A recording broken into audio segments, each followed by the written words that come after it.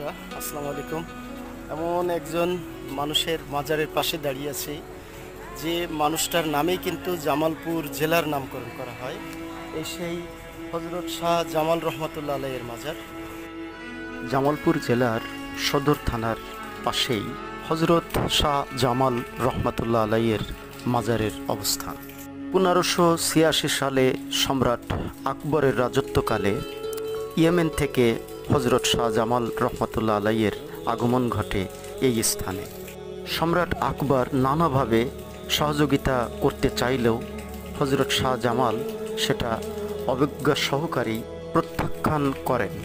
মাজারের পাশাপাশি এখানে একটি পুরনো মসজিদও আছে, একেবারে জামালপুর পুলিশ সুপার কার্যালয়ের পাশেই।